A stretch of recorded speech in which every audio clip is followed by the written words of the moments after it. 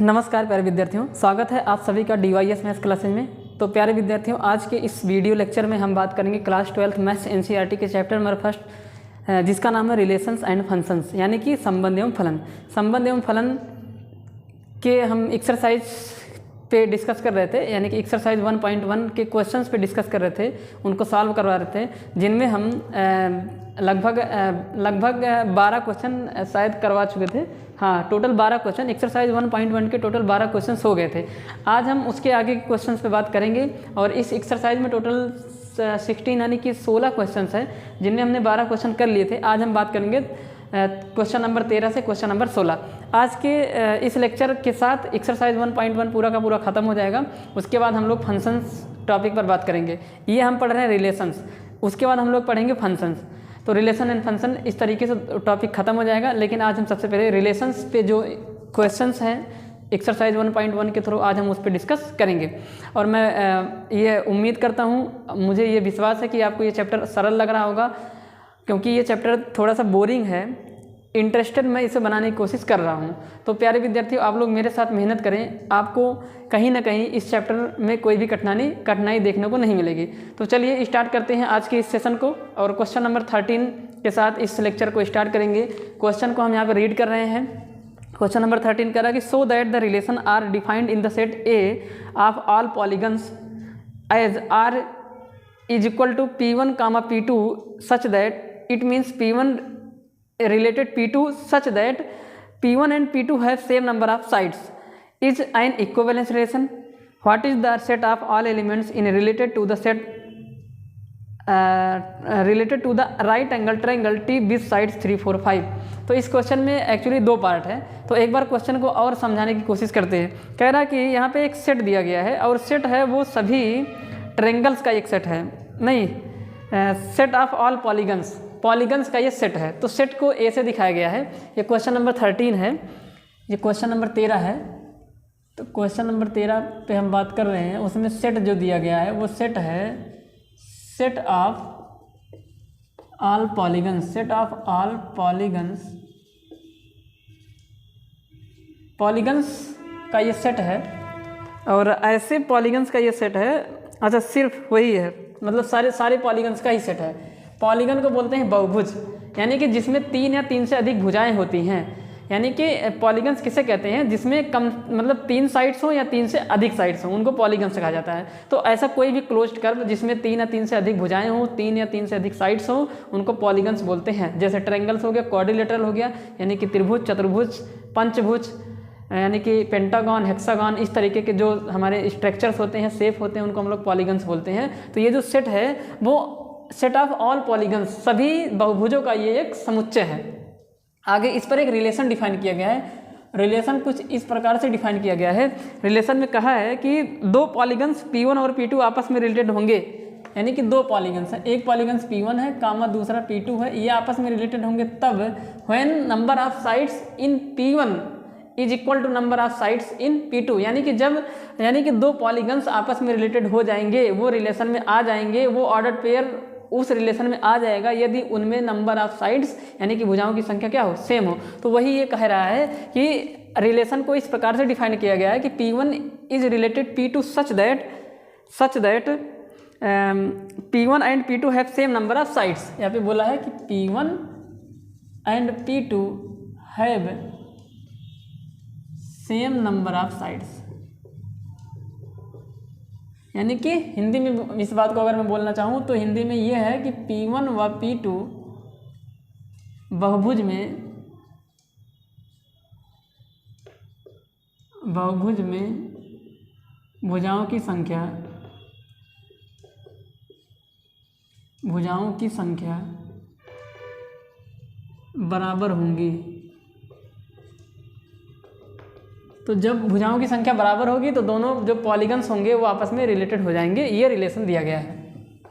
अब कह रहा है कि so that the given relation R is equivalence relation, हमें बताना कि ये इक्विवेलेंस रिलेशन है। उसके बाद कह रहा है कि what is the set of all elements in related to the right angle triangle T with side 3, 4, 5। उसके बाद कह रहा है कि इस सेट के उन सभी एलिमेंट को बताओ जो ए से रिलेटेड हो। मतलब इस सेट ए के वो कौन कौन से एलिमेंट आपस में रिलेटेड होंगे जो एक ट्रायंगल दिया गया है, ट्रायंगल की साइड मतलब एक ट्रायंगल, राइट एंगल ट्रायंगल दिया 3, 3, 4, 5 जो इससे रिलेटेड हो। तो अभी इस दूसरे वाले पार्ट पे बाद में डिस्कस करते हैं। सबसे पहले इस रिलेशन को दिखाना है कि ये इक्विवेलेंस रिलेशन है, यानी कि तुल्यता संबंध है। तो इसको दिखाना है कि ये इक्विवेलेंस रिलेशन है। तो इक्विवेलेंस रिलेशन शो करने के लिए आप सभी को मालूम होना चाहिए कि दिए गए रिलेशन को सबसे पहले रिफ्लेक्सिव, सिमेट्रिक और ट्रांजिटिव दिखाना होता है। अगर कोई भी संबंध स्वातुल्य संबंध हो जाए, संक्रामक संबंध हो जाए और सममित संबंध हो जाए, यानी कि रिफ्लेक्सिव हो, सिमेट्रिक हो और ट्रांजिटिव हो, तो वो जो रिलेशन होता है वो इक्विवेलेंस रिलेशन हो जाता है। तो इक्विवेलेंस रिलेशन दिखाने के लिए मुझे इन तीनों रिलेशन को दिखाना होगा। अगर तीनों हो जाएंगे तो इक्विवेलेंस हो जाएगा। तो चलिए एक एक करके बात करते हैं। तो सबसे पहले बात करते हैं इक्विवेलेंस रिलेशन की।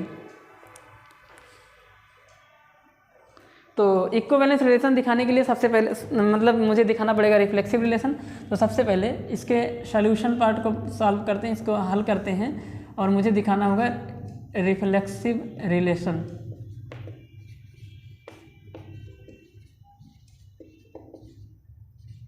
रिफ्लेक्सिव रिलेशन यह है कि नहीं है, यानी कि समतुल्य संबंध है कि नहीं है।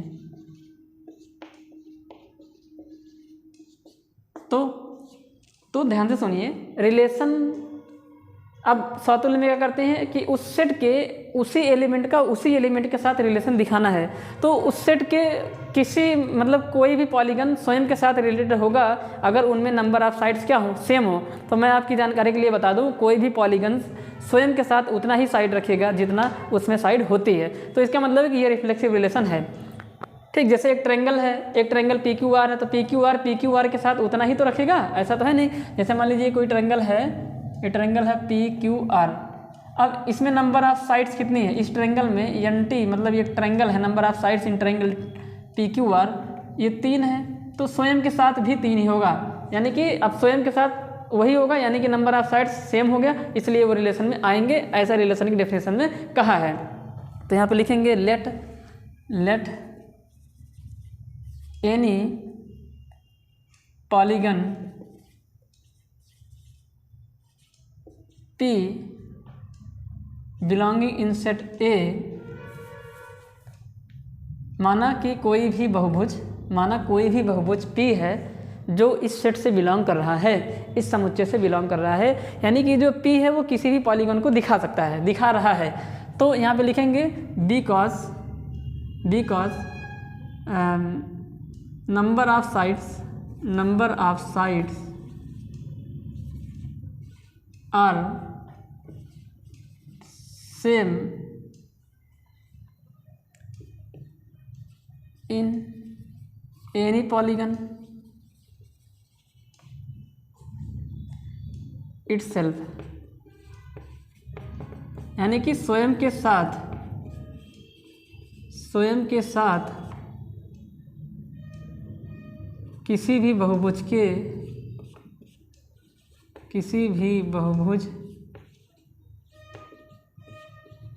की भुजाओं की संख्या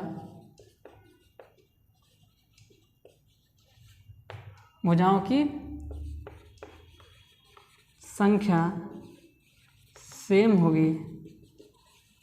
तो किसी भी बहुभुज का स्वयं के साथ भुजाओं की संख्या सेम होगी, इसका मतलब निकल के आ रहा है कि number of sides in polygon P,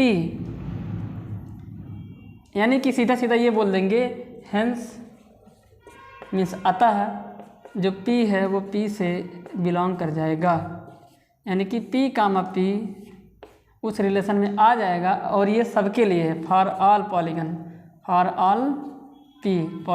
P। ये बात सभी पॉलीगन के लिए है। कोई भी पॉलीगन, जैसे वहाँ से ट्रायंगल उठा लेंगे, कोई ट्रायंगल है तो उस ट्रायंगल में वो स्वयं के साथ उतने ही साइड आएंगे। चतुर्भुज उठा लेंगे, चतुर्भुज PQR है तो PQR का PQR के साथ उतने ही साइड्स आएंगे। ठीक, तो इस वजह से जो है वो पॉलीगन स्वयं के साथ रिलेशन में हो सकता है। ठीक है, उसके बाद देखिए ये आपका यहाँ पे लिख देंगे हेंस R इज रिफ्लेक्सिव,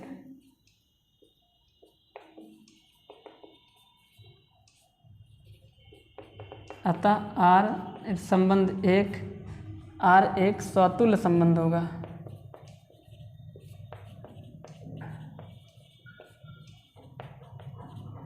सातुल्य संबंध होगा। अब बात करते हैं दूसरा सिमेट्रिक की। दूसरा रिलेशन दिखाना कि ये सिमेट्रिक है कि नहीं है। जब सिमेट्रिक हो जाएगा, ट्रांजिटिव हो जाएगा, तब जाके कहीं ना कहीं वो आपका यहाँ पे लिखेंगे। दूसरा मुझे दिखाना है सिमेट्रिक, फॉर सिमेट्रिक, यानी कि सममित के लिए। सममित के लिए क्या करेंगे, यहाँ पे लिखेंगे कि माना, जिसको इंग्लिश में बोलते हैं let P1 comma P2 belonging in the relation. माना कि दो पॉलीगन हैं, एक है P1 दूसरा है P2, जो कि इस सेट से बिलोंग कर रहे हैं, वो आपस में रिलेशन में है, ऐसा हमने मान लिया। तो अगर वो आपस में रिलेशन में है तो इसका मतलब निकल के आ रहा है कि number of sides in polygon P1 is equal to number of sides in polygon P2। ऐसा हुआ होगा तभी वो दोनों पॉलीगन रिलेशन में आए होंगे। भाई अगर वो रिलेशन की डेफिनेशन को फुलफिल करेंगे, रिलेशन की डेफिनेशन की जो नीड है वो उसको पूरा करेंगे, तो वो रिलेशन में बिलोंग करेंगे। इसका उल्टा भी आपको समझना है कि अगर वो रिलेशन में बिलोंग कर रहे हैं तो कहीं ना कहीं वो रिलेशन की जो डेफिनेशन दी गई है कि उनमें नंबर ऑफ साइड सेम होगी, वो चीज़ हुई होगी, तभी वो रिलेशन में आए होंगे। इस बात को आपकी समझने की ज़रूरत है। तो इसका मतलब निकल के आ रहा है, इट मीन्स, यहाँ पे लिख देंगे इट मीन्स, इसका मतलब निकल के ये आ रहा है कि number of sides in P1 polygon is equal to number of sides in P2 polygon. तो चाहे इसको ऐसे लिख दीजिए। अब देखिए इससे ये बात पता चल गई, यानी कि इस वाली चीज़ से ये बात पता चल गई, इसमें कहने की बात नहीं है। अगर ये रिलेशन में तो नंबर ऑफ साइड्स आपस में इक्वल होगा। इसी चीज़ को ऐसे भी लिख दे सकते हैं। अब यहाँ लिख देंगे अतः, इसको ऐसे भी लिख सकते हैं। अगर ये चीज़ है तो ये ऐसे भी लिखा जा सकता है, ये number of sides in P2 is equal to number of sides in P1। और अगर ये वाली चीज़ हो रही है, यानी कि यदि ये होगी, तो इसका मतलब है कि दोनों में नंबर ऑफ साइड सेम आ गया है। इसका मतलब है कि P2 P1 से रिलेटेड हो जाएगा। It means P2 comma P1 is belonging in the relation, क्योंकि वो रिलेशन में बिलोंग कर जाएंगे, क्योंकि अब वो रिलेशन में आ गए। क्यों आए? क्योंकि हमने दिखा दिया कि जितनी साइड्स दूसरे वाले पॉलीगन P2 में है, दूसरे वाले बहुभुज P2 में है, उतने ही नंबर ऑफ साइड्स पहले वाले पॉलीगन P1 में है। और ऐसा इसलिए हो रहा है, जैसे अगर आपको समझने में दिक्कत है, यहाँ पे बताइए, अगर x बराबर y लिखा गया है तो आप इसको या इसी को y बराबर x भी बोल सकते हैं, इसमें दो राय नहीं है। तो इसी चीज़ को बेस बनाते हुए हमने ये बात बोल दी और हमने दिखा दिया कि P1 P2 इस रिलेशन में बिलोंग कर रहा था, और हमने प्रूव कर दिया कि P2 P1 भी इस रिलेशन में बिलोंग कर रहा है, और यही है सिमेट्रिक की डेफिनेशन। यहाँ पे लिख देंगे hence relation R is symmetric. अतः जो संबंध R है वह सममित संबंध भी प्रूफ हो गया है। अब ट्रांजिटिव की बात करते हैं कि यह संबंध ट्रांजिटिव है कि नहीं है। अब बात करते हैं ट्रांजिटिव की। तो देखिए तीसरा अब मुझे दिखाना है, तीसरा मुझे दिखाना है कि ये ट्रांजिटिव है कि नहीं है, यानी कि संक्रामक संबंध की बात करते हैं, क्योंकि तुल्यता होने के लिए स्वतुल्य, सममित और संक्रामक तीनों होना पड़ेगा। तो सबसे पहले इसके लिए हमें मालूम है कि AB बिलोंग करना चाहिए। अगर AB है, BC है तो AC भी बिलोंग कर जाए, यानी कि यहाँ पे तीन हमें पॉलीगन लेने पड़ेंगे। तो यहाँ पे लिखेंगे कि माना P1 कामा P2, अब दो पॉलीगन है, दो बहुभुज है, एक P1 है दूसरा P2 है, जो कि रिलेशन में बिलोंग कर रहा है, ऐसा हमने माना। तो P1 comma P2 is belonging in the relation and, और साथ ही साथ ये भी मान के चलना पड़ेगा, और ये भी मानेंगे कि जो P2 है और जो P3 है वो भी इस रिलेशन में बिलोंग कर रहे हैं, ऐसा हमने माना। ठीक, तो हमने कहा कि P2 P3 भी इस रिलेशन में बिलोंग कर रहे हैं। अब ये आपका A हो गया, ये B हो गया। अब ये B और ये C, क्योंकि B C में वही आएगा जो यहाँ पे B था। तो अगर P1 P2 इस रिलेशन में बिलोंग कर रहे हैं, तो इसका मतलब निकल के आ रहा है कि number of sides in polygon P1 is equal to number of sides in polygon P2। और साथ ही साथ हम ये भी कह सकते हैं कि number of sides in polygon P2 is equal to number of sides in polygon P3। तो ये दोनों बातें हुई होंगी कहीं ना कहीं, तब जाके ये रिलेशन में आए होंगे। ये आप समझने की कोशिश करें, ऐसा हुआ होगा तो ये रिलेशन में आए होंगे, या अगर ये रिलेशन में होंगे तो ऐसा होगा। मैथ्स में दोनों तरफ से बातें आपको जाननी है। तो ठीक है, अब ध्यान से देखिए इन दोनों स्टेटमेंट को, जो बॉक्स में हमने लिखी इनको ध्यान से देखिए। तो ये जो number of sides in P2 है, यह ऐसे कह सकते हैं कि NP2 is equal to NP1 और इधर NP2 is equal to NP3, यानी कि ये जो चीज़ है NP2 वो NP1 के भी इक्वल है और यही NP2 NP3 के इक्वल है। तो क्लास 9 से ये बात सिखाई जाती है कि एक ही चीज़ अगर दो अलग अलग चीज़ों के इक्वल है तो वो दोनों अलग अलग चीज़ें भी आपस में इक्वल होंगी। इसका मतलब निकल के आ रहा है कि जितने नंबर ऑफ साइड्स इस P2 में होगा उतना अगर P1 में होगा, और जितना number of sides in P2 में होगा वही अगर P3 में होगा, तो ये नंबर ऑफ साइड्स P1 और P3 भी आपस में इक्वल होंगे। अगर आपको नहीं समझ में आ रहा समझने की कोशिश करिए। मान लीजिए कि दूसरे वाले पॉलीगन में 4 भुजा है, तो पहले वाले में भी 4 होगी, तो दूसरे वाले में 4 है तो पहले वाले में भी 4 होगी। अच्छा, दूसरे वाले में 4 है तो तीसरे वाले में भी 4 होगी, तो 4 इसमें भी आई, 4 इसमें भी आई। इसका मतलब number of sides in P1 इसमें भी 4 आया, number of sides in P3 इसमें भी 4 आया। इट मीन्स ये दोनों भी आपस में कैसे हो गए, बराबर हो गए। तो इन दोनों स्टेटमेंट को देख के आप पता चल रहा है, ये मान लीजिए फर्स्ट है, ये मान लीजिए सेकेंड है, तो बाई फर्स्ट एंड सेकेंड यहाँ पे लिखेंगे बाई फर्स्ट एंड सेकेंड हम कह सकते हैं, बाई फर्स्ट एंड सेकेंड हम कह सकते हैं कि क्या कह सकते हैं कि number of sides in polygon P1 is equal to number of sides in polygon P3। और अगर number of sides in polygon P1 यानी कि पहले वाले बहुभुज में भुजाओं की संख्या जितनी है उतनी तीसरे वाले में भी है, तो इसका मतलब पहला वाला बहुभुज और तीसरा वाला बहुभुज आपस में रिलेशन में हो जाएगा, ऐसा डेफिनेशन में बताया गया है। तो इसका मतलब निकल के आ रहा है, अतः हम कह सकते हैं कि P1, P3 बिलोंग कर जाएगा इस रिलेशन में। तो हमने देखा कि ये जो है, मान लीजिए थोड़ी देर के लिए आपका AB था, ये BC है, तो AC भी इस रिलेशन में बिलोंग कर गया। यहाँ पे लिख देंगे अतः संबंध R1, अतः संबंध R1 संक्रामक संबंध होगा।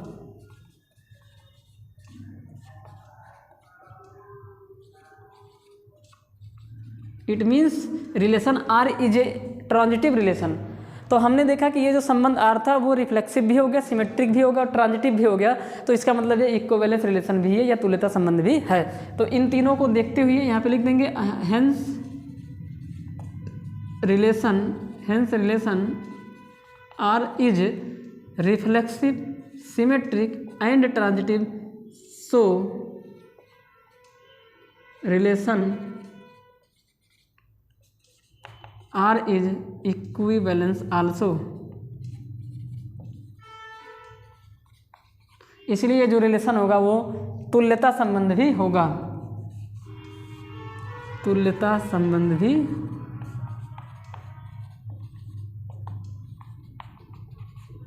होगा, ये तुल्यता संबंध भी होगा। ये जो रिलेशन है वो तुल्यता संबंध भी होगा, संक्रामक भी, इक्विवेलेंस भी होगा।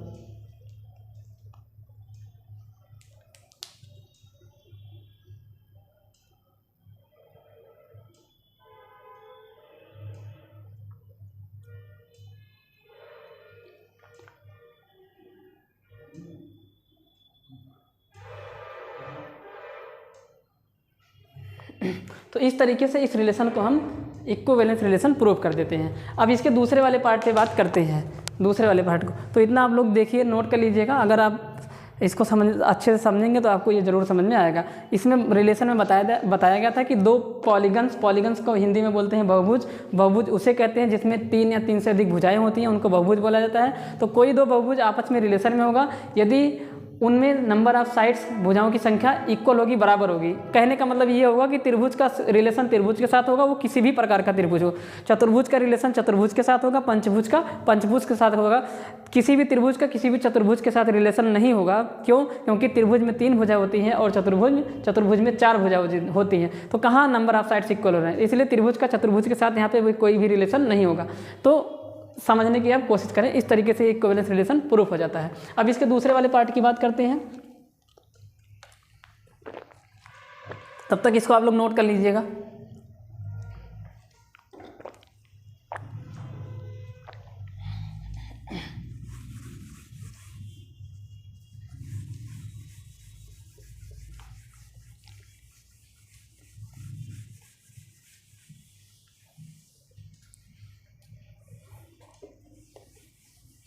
दूसरे वाले पार्ट में इसके क्या कहा गया है?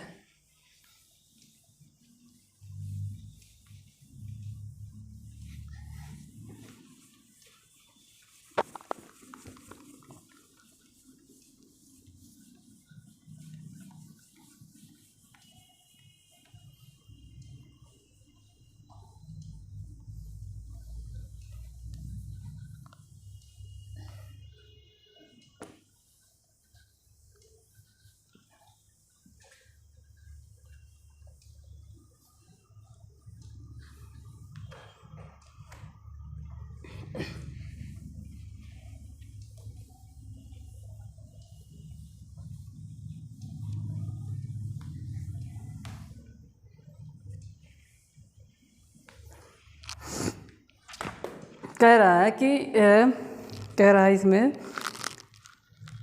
What is the set of all elements in A related to the right angle triangle T with sides 3, 4, 5। मतलब एक राइट एंगल ट्रायंगल दिया गया है जिसकी साइड्स दी गई हैं। एक राइट एंगल ट्रायंगल है, ये क्वेश्चन नंबर 13 था।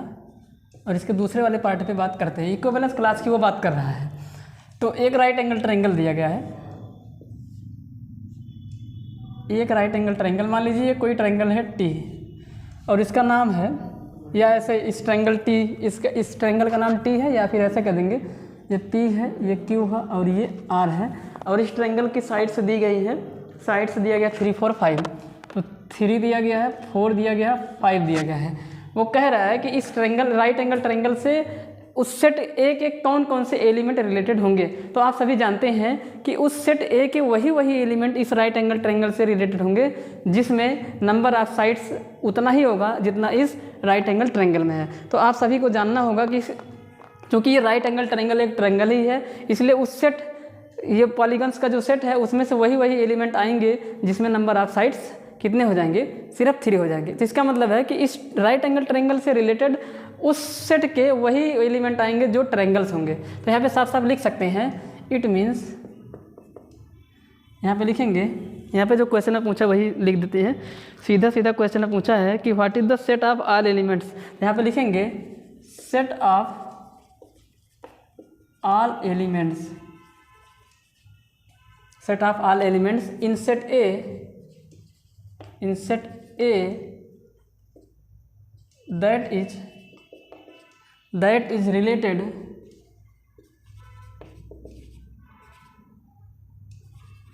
right angle triangle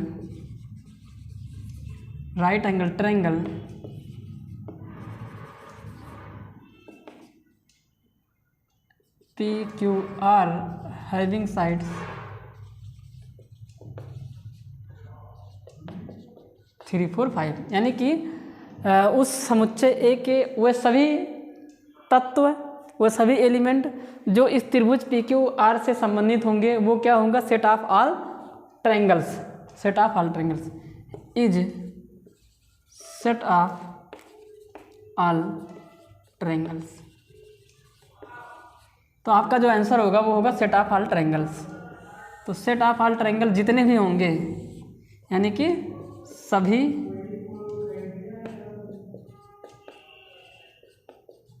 सभी त्रिभुजों का एक संग्रह, सभी त्रिभुजों का एक संग्रह इस दिए गए समकोण त्रिभुज, इस दिए गए समकोण त्रिभुज 3, 4, 5 से संबंधित होगा। यानी कि उस सेट ए जो बहुभुजों का एक समुच्चय था उसमें से सब के सब नहीं आएंगे, सिर्फ वही पॉलीगन्स आएंगे जो ट्रायंगल्स होंगे और वो सारे के सारे ट्रायंगल्स इस ट्रायंगल से रिलेटेड होंगे। यानी कि वो साफ साफ कह रहा था कि एक इक्विवेलेंस क्लास कौन सा होगा। एक मान लीजिए एक इक्विवेलेंस क्लास है जो जिसका नाम ए दिया गया है, तो उस इक्विवेलेंस क्लास में एलिमेंट आएंगे और वो एलिमेंट उसी सेट ए से ही तो आएंगे। तो वो कह रहा है कि उस सेट ए से कौन कौन से एलिमेंट आएंगे जो इक्विवेलेंस क्लास बनाएंगे। तो वही इक्विवेलेंस क्लास बनाने के लिए सीधा ऑल ट्रायंगल्स, सीधा बोल देंगे ऑल ट्रायंगल्स आ जाएंगे। ऐसा नहीं है कि सिर्फ वही आ जाएंगे जो राइट एंगल ट्रायंगल होंगे, नहीं, राइट एंगल ट्रायंगल नहीं, कोई भी ट्रायंगल्स आ जाएगा, क्योंकि रिलेशन की डेफिनेशन ये नहीं कह रहा है कि राइट एंगल ट्रायंगल होंगे तो वो रिलेटेड होंगे, वो कह रहा है कि साइड्स इक्वल हो जाएंगे। तो कोई भी ट्रायंगल हो, 3 ही साइड होगी, तो जितने ट्रायंगल्स होंगे वो इस इक्विवेलेंस क्लास ए वाली के लिए एलिमेंट का काम कर जाएंगे। तो आपका जो आंसर होगा वो सेट ऑफ ऑल ट्रायंगल्स होगा, या सभी त्रिभुजों का संग्रह जो होगा, संग्रह जो होगा वो इस त्रिभुज से रिलेटेड होगा। तो ये दूसरा वाला पार्ट भी इस तरीके से ये हो जाता है। ठीक, तो अब बात करते हैं क्वेश्चन नंबर 14 की। तो इस तरीके से इसको आपको समझना पड़ेगा, थोड़ा डिटेल से समझना पड़ेगा, टाइम लगेगा। तो खैर टाइम लगे उससे मतलब नहीं है, आपको समझ में आना चाहिए। अगर आपको समझ में आ रहा है तो कितना भी टाइम लग जाएगा उससे मतलब नहीं है, एक बार आपको चीज़ें समझ में आ जाएंगे, कंसेप्ट आपको समझ में आ जाएगा, तो आप और क्वेश्चन को भी बना पाएंगे। तो ठीक है, अब बात करते हैं क्वेश्चन नंबर 14 की।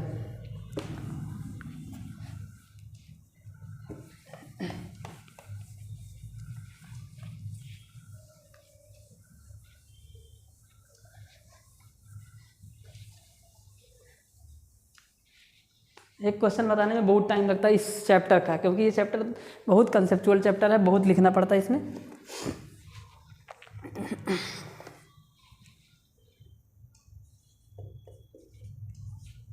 क्वेश्चन नंबर 14 को रीड करते हैं। कह रहा है कि let L be the set of all lines. तो यहाँ पे एक सेट दिया गया है यल, जो कि सभी रेखाओं का एक सेट है, समुच्चय है, यानी कि किसी भी प्लेन में जितनी रेखाएं खींच पाओ उन सब का एक सेट बना के दे दिया है, जिसका नाम यल है। ठीक है, अब कह रहा है कि इन एक्स वाई प्लेन, यानी कि एक्स वाई प्लेन पे 2 डायमेंशन की बात कर रहा है वो। आगे कह रहा है कि and R with relation in L defined as R is equal to L1 comma L2 such that L1 is parallel to L2। उसके बाद इस सेट पर एक रिलेशन बनाया हुआ है, और उस रिलेशन में 2 लाइंस, 2 रेखाएं आपस में संबंधित होंगी, आपस में रिलेटेड होंगी, यदि पहली वाली रेखा दूसरी वाली रेखा की क्या होगी, पैरेलल होगी। ऐसा इस रिलेशन में बोला गया है, बताया गया है। कह रहा है कि so that R is an equivalence relation, दिखाइए कि ये जो संबंध आर है वो एक तुल्यता संबंध है।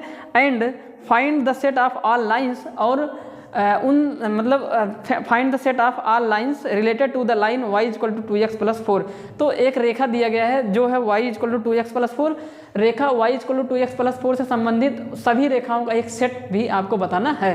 तो क्या है, एक बार फिर से इसको यहाँ पे लिख देते हैं। तो क्या दिया गया, तो एक सेट दिया गया। आप जानते हैं कि रिलेशन होने के लिए एक सेट का होना जरूरी है, क्योंकि रिलेशन सेट पे ही डिफाइंड होता है, सेट पे ही बनता है। तो यहाँ पे सेट जो दिया गया है वो यल है, यल सेट दिया गया है। और यल सेट में क्या है, set of all lines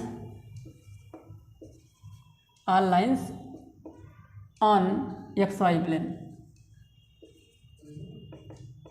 on x y plane, यानी कि जो हिंदी में इसी बात को लिख देते हैं कि ये जो है सभी रेखाओं का समुच्चय है एक्स वाई प्लेन पर।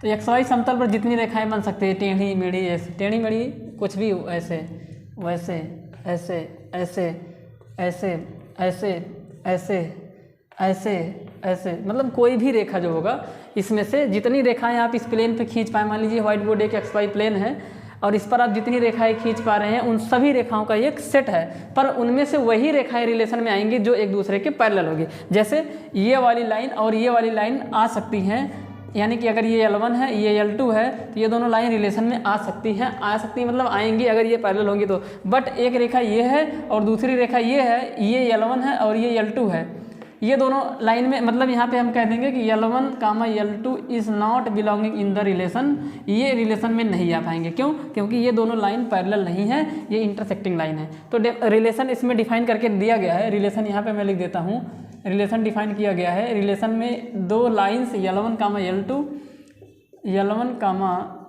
L2 रिलेशन में होंगे सच दैट L1 पैरेलल होगा L2 के, सच दैट L1 पैरेलल होगा L2 के, यानी कि रेखा L1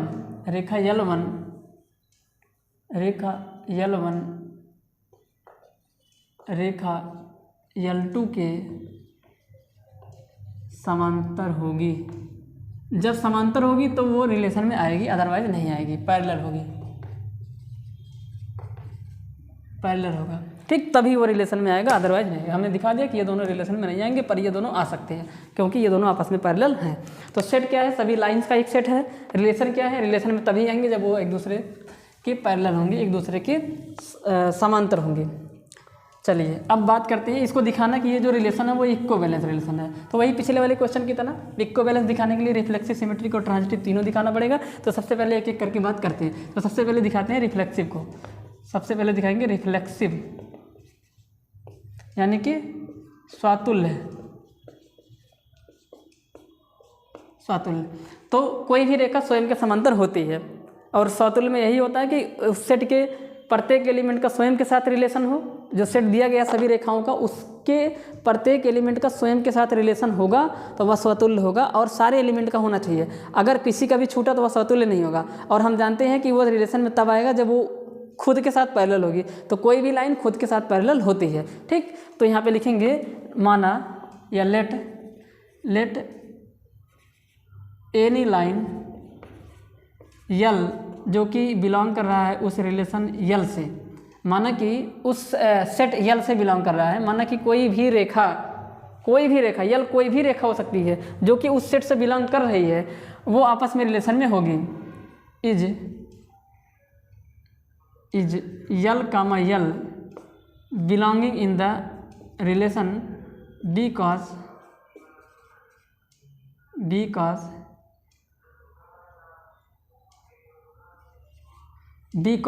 क्योंकि every line is parallel to itself.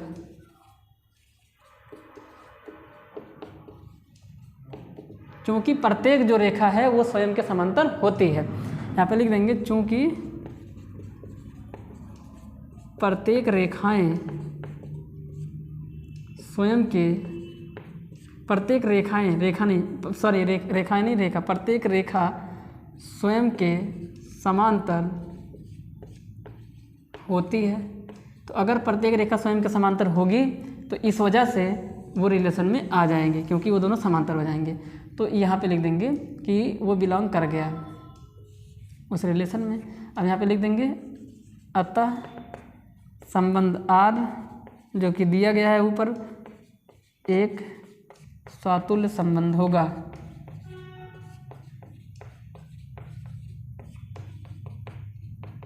Means relation R is a reflexive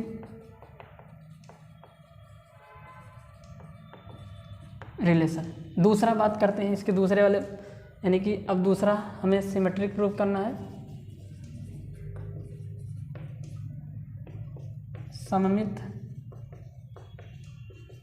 सममित में क्या करेंगे कि उल्टा पुल्टा दिखा देंगे ना। अगर पहली रेखा दूसरे के पैरेलल है तो दूसरी पहले की पैरेलल हो जाए तो वो सममित हो जाएगी। तो यहाँ पे लिखेंगे कि माना let L1 comma L2 belonging in the relation.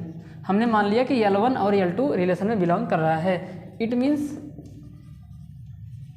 इसका मतलब क्या निकल के आ रहा है कि ये पैरेलल नहीं होंगे। L1 पैरेलल रहा होगा किसके?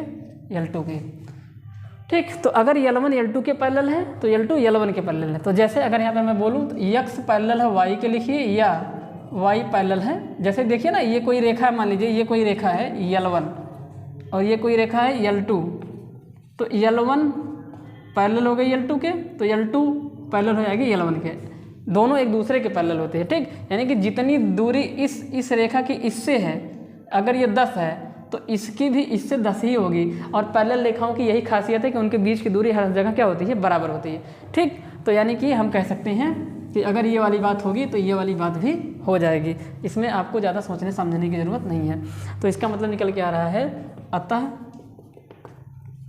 L2 पैरेलल L1 आल्सो, और अगर L2 L1 के पैरेलल भी है तो हेंस अतः we can say that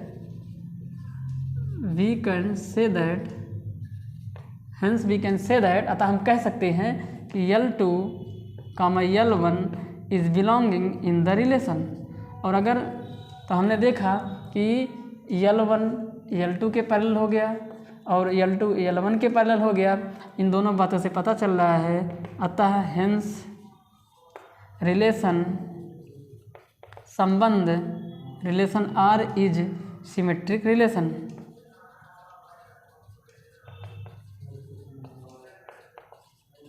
hence relation R is symmetric relation, अतः संबंध R एक सममित संबंध है। अब तीसरा, इसके तीसरे वाले को भी प्रूव कर देते हैं, ट्रांजिटिव यानी कि संक्रामक की बात करते हैं, संक्रामक संबंध की बात करते हैं। संक्रामक में आप जानते हैं कि ए बी बी सी दोनों मानने पड़ते हैं, फिर ए सी प्रूव करना पड़ता है। तो यानी कि 3 रेखाओं की बात करेंगे। तो यहाँ पे लिखेंगे कि अब हिंदी में यहाँ लिख देते हैं कि माना L1, L2 इस रिलेशन में बिलोंग कर रहे हैं व L2, L3, यहाँ पे L2 क्योंकि ये आपका ए बी है और ये बी सी है, बी सी में वही आएगा, यानी कि बी से शुरू होने वाला जो ऑर्डर पेयर होगा वो दूसरा ऑर्डर पेयर होगा। ऐसा ट्रांजिटिव में हम आपको शुरू से बताते चले आ रहे हैं।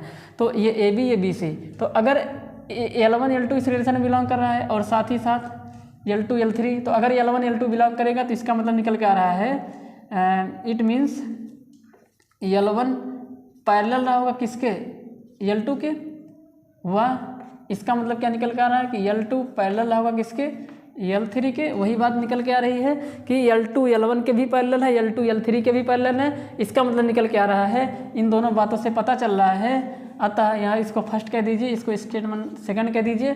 By the statement of first and second हम कह सकते हैं कि जो L2 है, यूक्लिड के अनुसार भी कह सकते हैं, L2 पैरेलल हो जाएगी, नहीं L2 मतलब ये ही L2 L1 के भी पैरेलल है, यही L2 L3 के भी पैरेलल है। अगर आपको समझ में नहीं आ रहा तो दिखा देते हैं। ये मान लीजिए L1 है, ये आपका L2 है, ये आपका L3 है, ये 3 रेखाएं हैं।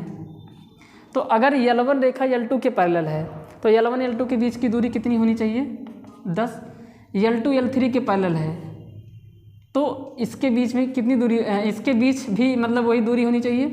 तो मतलब ऐसा यूक्लिड ने बताया था कि अगर ये रेखा इसके पैरेलल है, ये रेखा इसके पैरेलल है, तो ये दोनों भी आपस में कैसे होंगे, पैरेलल होंगे ही होंगे। ठीक, तो ये आपको समझने की ज़रूरत है। ठीक है, तो इस तरीके से ये हो जाता है। ऐसा आपको क्लास 9th से सिखाया जा रहा है।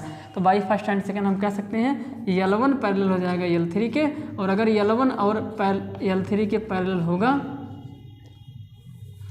होगा तो अगर ऐसा हो रहा है तो L1, L3 belonging in the relation, तो ये इस रिलेशन में बिलोंग कर जाएगा। सीधा यही लिख देना है। तो हमने देखा कि इधर ये चीज़ हो रही है, यानी कि L1 L2 आपस में रिलेटेड हो रहे हैं, L2 L3 हो गया, यानी कि ए बी हो गया, बी सी हो गया। तो ये देखिए ए है और ये सी है, तो ये आपका ए रहा और ये आपका सी रहा, तो ए सी भी इस रिलेशन में बिलोंग कर गए हैं। तो हम आपको समझाने के लिए लिख दिए हैं कि हाँ ये ए सी है, तो आप इसको मिटा भी सकते हैं, कोई दिक्कत नहीं है। आपको एग्जाम में सिर्फ इतना ही करना है। ठीक, तो यहाँ पे लिख देंगे अतः L1 नहीं, अतः रिलेशन, हेंस रिलेशन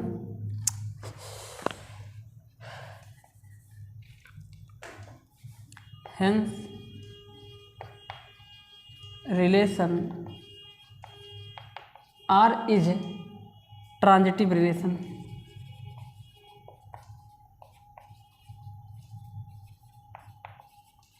अतः संबंध R एक संक्रामक संबंध है, यानी कि संक्रामक संबंध है ये।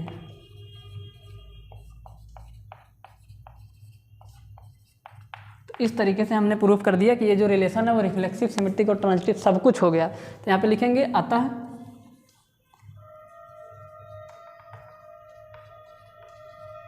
संबंध R रिफ्लेक्सिव भी हो गया, सिमेट्रिक भी हो गया और ट्रांजिटिव भी हो गए, तीनों हो गया। इसलिए यह तुल्यता संबंध भी होगा। तुल्यता संबंध भी यह संबंध तुल्यता संबंध भी होगा। इस तरीके से पहला वाला पार्ट हो जाता है। तो इसमें क्या करना था, इसमें दो रेखाएं आपस में संबंधित हो जाएंगी, रिलेटेड हो जाएंगी, यदि वो दोनों रेखाएं आपस में पैरेलल हो जाएंगी। तो ऐसा यहाँ पे बताया गया था। इसी को बेस मानते हुए, यही रिलेशन की डेफिनेशन को अपने दिमाग में रखते हुए हमने इसको इक्विवेलेंस रिलेशन प्रूव कर दिया। और सेट क्या था, सेट सभी रेखाओं का एक सेट था, सेट ऑफ ऑल लाइंस था। तो अब इसके दूसरे वाले पार्ट में डिस्कस करते हैं। दूसरे वाले पार्ट में कहा है कि सो दैट, अच्छा, find the set of all lines related to the line. अब कहना कि उन सभी रेखाओं का एक सेट बताइए जो दिए गई रेखा y = 2x+4 के पैरेलल से रिलेटेड हो। तो वो सभी रेखाएं इस दिए गए रेखा से संबंधित होंगे अगर वो दोनों वो सभी रेखाएं आपस मतलब इससे पैरेलल हो जाएंगी, इसके पैरेलल हो जाएंगी तो वो रिलेशन में होंगी। तो वो जो रेखाओं का सेट मुझे बताना है वो इसी दिए गए सेट यल से ही निकालने हैं, यानी कि वो इक्विवेलेंस क्लास की बात कर रहा है। ठीक, चलो ठीक है। अब इस पार्ट को मतलब इसको मिटा देते हैं, इसके दूसरे वाले पार्ट पे डिस्कस करते हैं।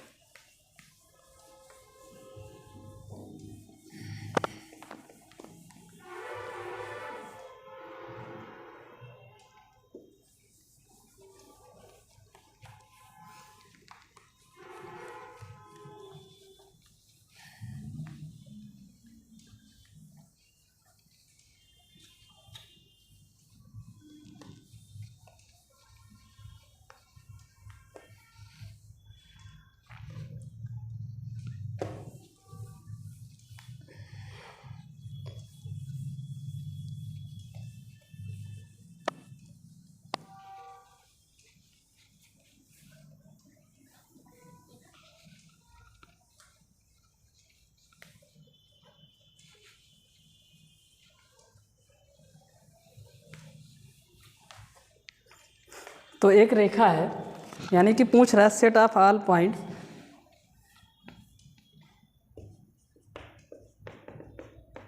Set of all lines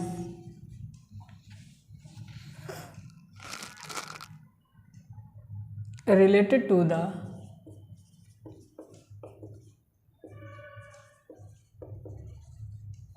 to the lines y = 2x+4। ठीक, तो यानी कि हिंदी में बोलेंगे उन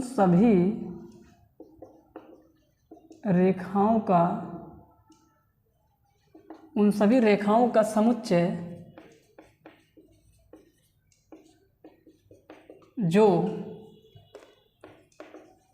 रेखा y = 2x+4 से संबंधित हैं, 4 से संबंधित हैं। तो मैं आपको बताना चाह रहा हूँ कि इस रेखा से संबंधित वही रेखाएं होंगी जो इस रेखा के पैरेलल होगी। तो इसका मतलब है कि जैसे मान लीजिए कि ये जो रेखा है यहाँ पे लिखेंगे कि, तो उसका जो आंसर होगा वो सीधा सीधा मैं आंसर आपको बता देना चाह रहा हूँ। तो उसका आंसर होगा, यानी कि लिखेंगे रेखा 2x y =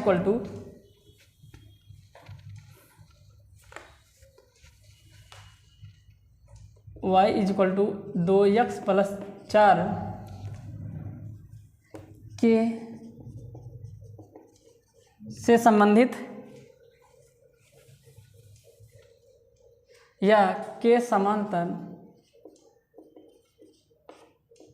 जो भी रेखा होगी। मैं आपको बताना चाह रहा हूँ कि इस रेखा के पैरेलल जो भी रेखा होगी उसकी परवरता वही होगी, उसकी परवरता वही होगी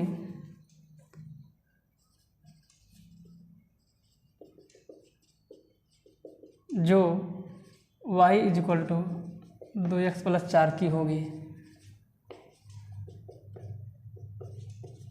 क्योंकि देखिए ये कोई लाइन है, मान लीजिए ये लाइन है वही, इस लाइन का नाम है y equal to 2x plus 4।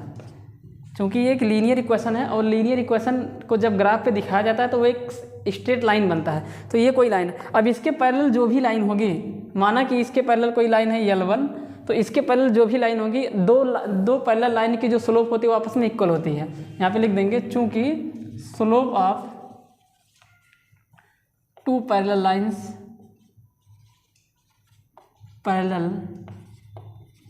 Lines are equal, वो आपस में बराबर होते हैं। स्लोप मीन्स परवड़ता, और परवड़ता जानते हैं आप सभी लोग, तो इस रेखा की जो परवड़ता वो कितनी है, परवड़ता y equal to mx plus C से तुलना करने पर,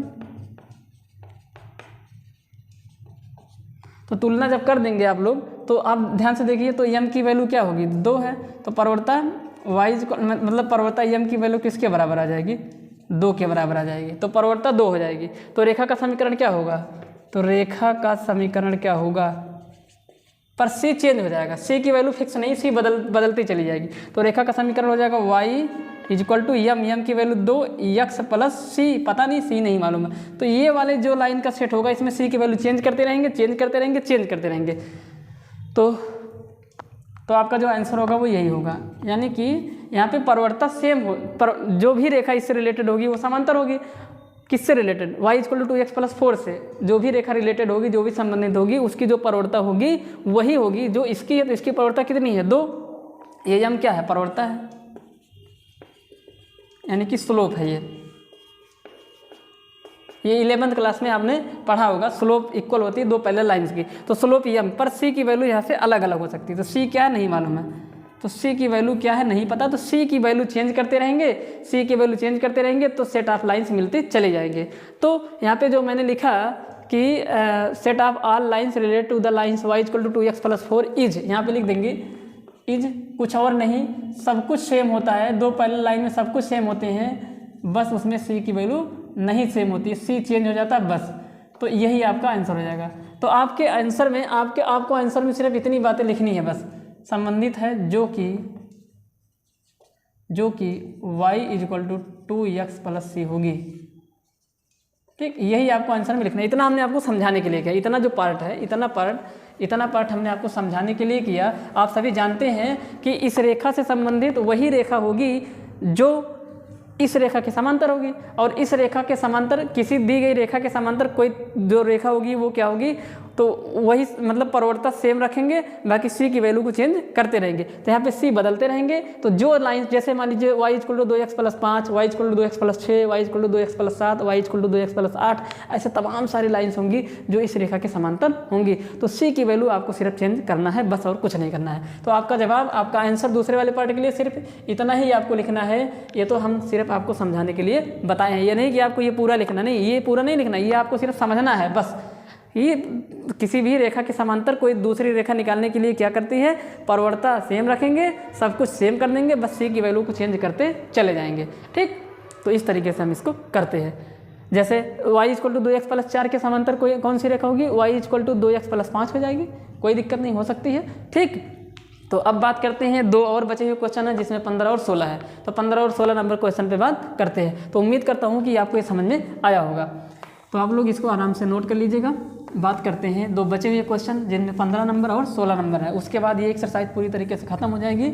और ये एक्सरसाइज लगभग कई सारे पार्ट में हो गई, मुझे लगता है कि 3 या 4 पार्ट में इसके क्वेश्चंस हो पा रहे हैं, क्योंकि आप देख पा रहे हैं कि कितना ज़्यादा समझाना पड़ता है इसमें। अगर आपको हम इतना समझाएंगे नहीं तो शायद आपको ये समझ में भी ना आए और आप इससे दूर भाग जाएंगे, क्योंकि ये चैप्टर ही कुछ बोरिंग सा टाइप का है। तो पर मैं पूरी कोशिश कर रहा हूँ कि आपके लिए सरल बनाऊँ और आपको अच्छे से समझ में आ जाए। तो बात करते हैं क्वेश्चन नंबर 15 की। क्वेश्चन नंबर 15 में कह रहा है कि let R be the relations in the set 1 2 3 4 given by relation R is equal to 1 2 2 2, मतलब एक सेट दिया गया है, एक रिलेशन दिया गया है, और कह रहा है कि इसमें से कौन सा सही है, और 4 ऑप्शन दिए गए हैं, ठीक है। क्वेश्चन नंबर 15 पे बात करते हैं। ये ऑब्जेक्टिव टाइप क्वेश्चन है, मल्टीपल मतलब ऑब्जेक्टिव टाइप क्वेश्चन, इसमें से कोई एक ऑप्शन सही होगा। तो ये क्वेश्चन नंबर 15 में एक सेट दिया गया है, सेट को हमने मान लिया कि वो ए सेट है और उसमें एलिमेंट है 1 2 3 और 4, और इस पर एक रिलेशन कुछ इस प्रकार से डिफाइन करके दे दिया है। रिलेशन रोस्टर फॉर्म में ऑलरेडी दिया गया है। 1 2 आ गया है, कामा 2 2 आ गया है। Relation is the set, relation कुछ और नहीं, एक समुच्चय होता है, एक सेट होता है। बस जो नॉर्मल सेट होते हैं उसमें सिंगल सिंगल एलिमेंट लिखे जाते हैं, पर जो रिलेशन जो सेट मतलब रिलेशन को जो सेट नाम दिया गया है, रिलेशन भी एक सेट है और उस सेट में जो एलिमेंट आएंगे वो ऑर्डर्ड पेयर में आएंगे, जैसे कि यहाँ पे आप देख पा रहे हैं। ये सब बातें हम अपने इंट्रोडक्शन पार्ट में समझाई हुई हैं। अगर आपको समझ में नहीं आएगा ये सारी बातें तो आप इंट्रोडक्शन पार्ट को देखें तो आपको ज़रूर समझ में आएगा। ठीक, तो 1 2 2 2 1 1 4 4, उसके बाद है 1 3 3 3 3 2। अब ऑप्शन 4 दिए गए हैं। सबसे पहले तो आप इसमें दिया कि R is reflexive and symmetric, कह रहा कि R इज रिफ्लेक्सिव, यानी कि जो संबंध आ रहा है वो रिफ्लेक्सिव है, स्वातुल्य है, एंड सिमेट्रिक और सममित है, but not transitive, but not transitive, यानी कि स्वातुल्य है, स्वातुल्य है, सममित है, संक्रामक नहीं है।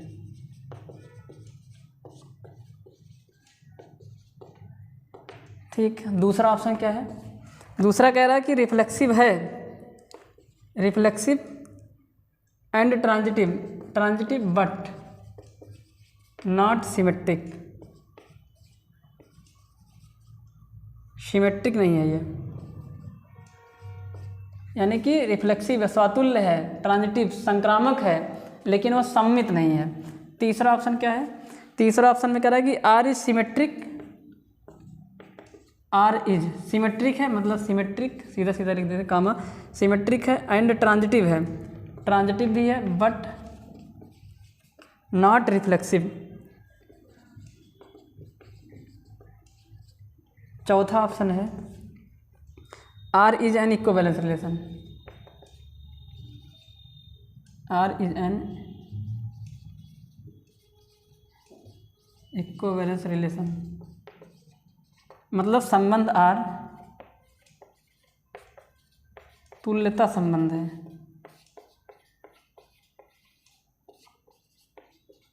तुल्यता, अब इसमें से देखिए कौन सा ऑप्शन सही है।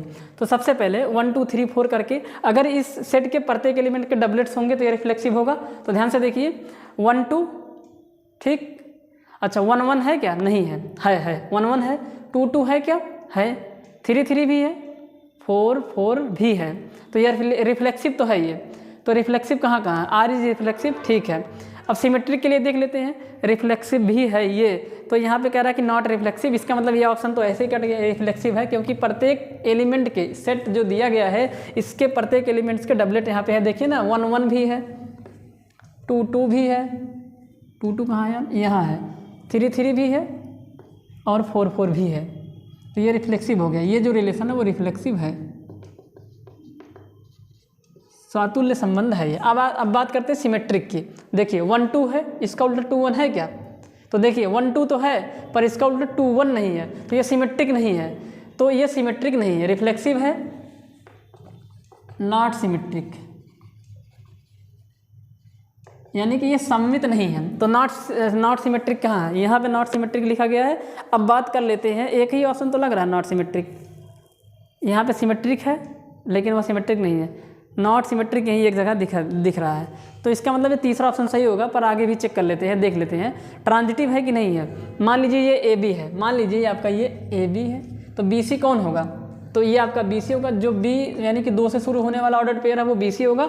अब यहाँ ध्यान से देखिए, अब ए सी यानी कि 1 2 है ना, यहाँ पे देखिए ए सी के लिए 1 2, तो 1 2 दोबारा तो लिखेंगे नहीं, तो ये यहाँ के लिए तो क्वालिफाई हो जाएगा। या फिर ऑप्शन से ही देख के बता दीजिए, ये रिफ्लेक्सिव है पर वो सिमेट्रिक नहीं है, तो नॉट सिमेट्रिक कहाँ पे लिखा गया है? नॉट सिमेट्रिक यहीं पे लिखा गया है, और कहीं पे नॉट सिमेट्रिक दिखा ही नहीं है, नॉट ट्रांजिटिव, तो यही इसमें दूसरा वाला ऑप्शन क्या हो जाएगा? सही हो जाएगा।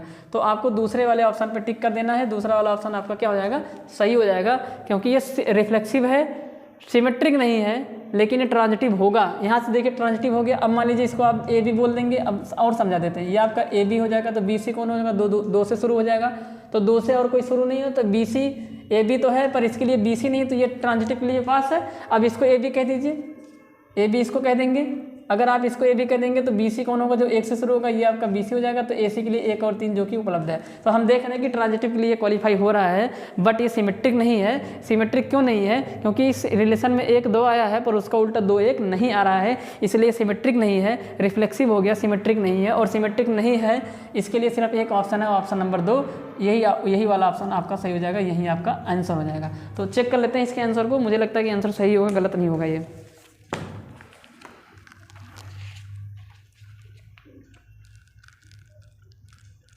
बी ऑप्शन सही है इसका, और ये बी मतलब दूसरा वाला ऑप्शन सही है। ठीक है, तो ये क्वेश्चन इस तरीके से ये हो जाता है।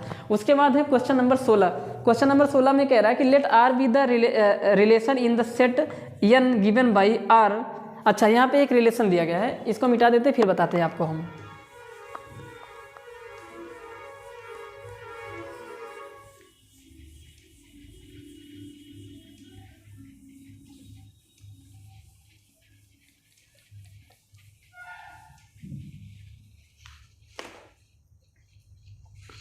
सोलह नंबर क्वेश्चन, ये लास्ट क्वेश्चन है इस एक्सरसाइज का। Let R be the relation in the set N given by R. R दिया गया है, एक रिलेशन है वो दिया गया है, बन ही नहीं रहा यार, राइटिंग है। आर जो है वो कुछ इस प्रकार से दिया गया है, A comma B such that A is equal to B minus 2, यानी कि ए जो होगा वो बी से 2 कम होगा। इसके कहने का मतलब ये हुआ। And b is less than 6, sorry b is greater than 6, b का मान 6 से बड़ा होगा। तो कह रहा है कि चूज द करेक्ट आंसर। तो करेक्ट आंसर क्या होगा, 4 ऑप्शन आपके दिए गए हैं। पहला 2,4 is belonging in the relation. दूसरा 3,8 is belonging in the relation. तीसरा 6,8 is belonging in the relation. और चौथा जो ऑप्शन है आपका वो ये है 8,7 is belonging in the relation. तो रिलेशन को समझा देते हैं, अभी आप खुद ही कर ले जाएंगे। कह रहा है कि ए और बी यानी कि ऑर्डर पेयर के 2 एलिमेंट आपस में रिलेटेड हो जाएंगे यदि A is equal to B minus 2। A कहाँ लिखा, पहला वाला ऑर्डर पेयर का पहला एलिमेंट, और बी क्या है, ऑर्डर पेयर का दूसरा एलिमेंट, और बी में से 2 कम हो रहा है। इसका मतलब पहला वाला एलिमेंट दूसरे वाले से 2 कम। तो कहाँ कहाँ है, ध्यान से देखिए, पहला वाला 2 दूसरे वाले से 2 कम कहाँ है, तो यहाँ है, ये आपका ए है, ये आपका बी है। तो बी 4 है, ए जो है वो बी से 2 ही तो कम है ना, क्योंकि ए 2 है बी 4 है, तो ए का मान बी से 2 कम है। ठीक है, यहाँ पे 2 कम नहीं है, यहाँ पे देखिए ना 3 और 8, तो कितने का अंतर आ रहा है इन दोनों के बीच में, ये तो 5 कम है, तो ये तो होगा नहीं, गलत है। यहाँ पे भी 2 कम है, पर उसने कहा कि बी का मान बड़ा होना चाहिए 6 से। देखिए ना, यही तो बोला है बी इज़ ग्रेटर देन 6, तो बी यहाँ पे भी हो सकता है, यहाँ पे ये आपका ए है, ये बी है, और यहाँ पे भी ए बराबर बी माइनस 2 है। देखिए ना, ये 6 है और 8 माइनस 2 6 के बराबर हो जाएगा। यहाँ पे भी नहीं है, यहाँ पे अंतर कितना है, 1 है, यहाँ पे भी नहीं है, तो 2 जगह मिल रहा है। पर यहाँ पे भी a is equal to B minus 2 है, बट यहाँ पे b is not greater than 6, यहाँ पे b का मान 6 से ज़्यादा नहीं है, पर यहाँ पे सही है। तो यही वाला ऑप्शन आपका क्या हो जाएगा, सही हो जाएगा, क्योंकि यहाँ पर जो है, यहाँ b जो होगा वो ग्रेटर देन 6 है, क्योंकि b का मान 6 से बड़ा है जो कि 8 है। तो यही वाला ऑप्शन आपका सही हो जाता है। आंसर को चेक कर लेते हैं, आंसर इसको मिला लेते हैं। क्वेश्चन नंबर 16,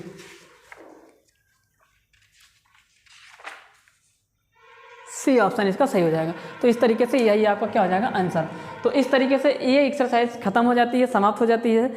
और इस एक्सरसाइज को कराने में मुझे बहुत मेहनत करना पड़ा है, और क्योंकि ये इस टॉपिक को, इस चैप्टर को, इस रिलेशन के क्वेश्चंस को करवाना इतना आसान नहीं है।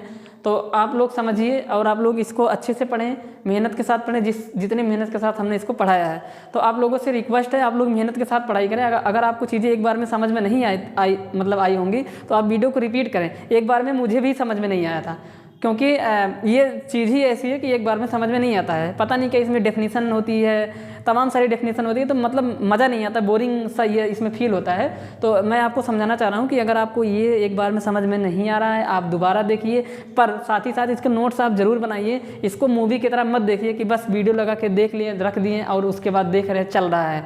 ये मूवी नहीं है, पिक्चर नहीं है ये कि इसमें हीरो हीरोइन आएंगे फिर डांस वगैरह होगा, ऐसा कुछ नहीं है। तो इसमें आपको पेपर कलम के साथ बैठना पड़ेगा, नोट्स बनाना पड़ेगा। तो मेहनत से पढ़ें, क्योंकि ये चैप्टर अगर आपको अच्छे समझ में आ रहा है तो इससे आसान आपके पूरे 12th क्लास के मैथ्स में कुछ भी नहीं लगेगा। इससे कठिन कठिन भी आपको आगे पढ़ने को पड़ेंगे। तो अगर आप इसमें ही डर जाएंगे तो कहीं ना कहीं आपके लिए आगे चल के समस्या ही होगी और आप समस्या का समाधान मतलब समस्याओं का सामना ही नहीं कर पाएंगे। तो ठीक है, आज के लिए बस इतना ही। आप लोग मेहनत के साथ पढ़ाई करिए। इसके बाद जो मेरा लेक्चर होगा मैं बात करूँगा फंक्शंस पे, जो कि बेहद ही इंपॉर्टेंट है, बेहद ही इंपॉर्टेंट मतलब बेहद ही इंपॉर्टेंट है। तो आगे जब आएगा तो उस पर डिस्कस करेंगे। आज के लिए बस इतना ही।